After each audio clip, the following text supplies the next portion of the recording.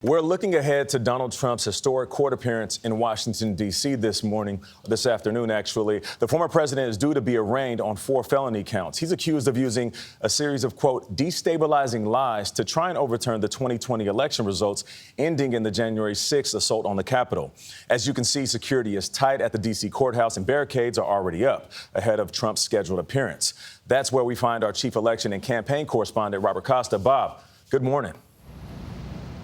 Good morning, Nate. Security is tight here outside of the federal courthouse in Washington, D.C. As you can see, barriers have been put up behind me, bracing for protesters and others to arrive here later today when former President Trump arrives in Washington and is arraigned. For now, though, there are just people in beach chairs around the corner lining up, trying to get a seat for this historic hearing. And just down the road is the U.S. Capitol, where the deadly assault on that building occurred on January 6, 2021. Former President Donald Trump spent time yesterday playing golf at his club in Bedminster, New Jersey, ahead of his arraignment today in federal court in Washington. An indictment was unsealed, charging Donald J. Trump with conspiring to defraud the United States. A federal grand jury handed up Trump's second federal indictment, and he was charged for his alleged efforts to overturn the 2020 election. The former president is expected to enter a not guilty plea and will learn whether he faces any travel restrictions. After today's hearing, the case will shift to U.S. District Court Judge Tanya Chutkan, a 2014 appointee of then-President Obama.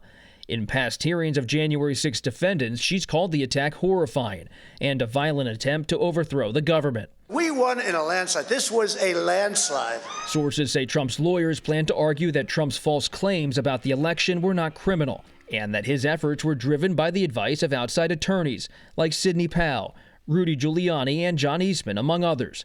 CBS News has learned that they are likely some of the 6 alleged co-conspirators cited in the indictment.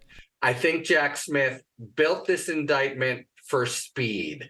He could have charged the other 6 folks and made them part of the case. He didn't do that because it would slow things down. I had hoped it wouldn't come to this.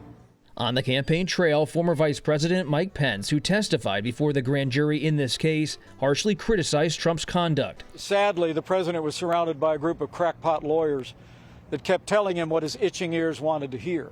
Finally, there are being consequences held for the former president's actions. Former Capitol Police Officer Winston Pajan was punched in the face and pepper sprayed during the January 6 assault on the Capitol.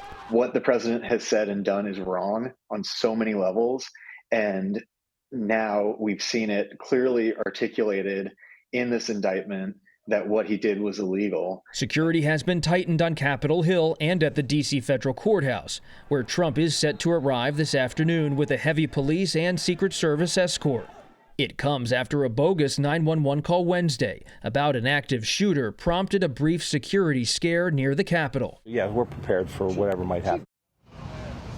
Ahead of his arraignment today, former President Trump is lashing out at the Justice Department and saying he does not want a trial to occur here in Washington, D.C. Instead, he'd like to see it take place in West Virginia, a ruby red state he believed he'd get a more favorable hearing when it gets to that point. Meanwhile, this isn't the only legal challenge Trump is facing. On the horizon, a possible indictment down in Georgia over Trump's pressuring of election officials. Gayle? Yeah, it seems the hits keep coming. Thank you very much, Bob.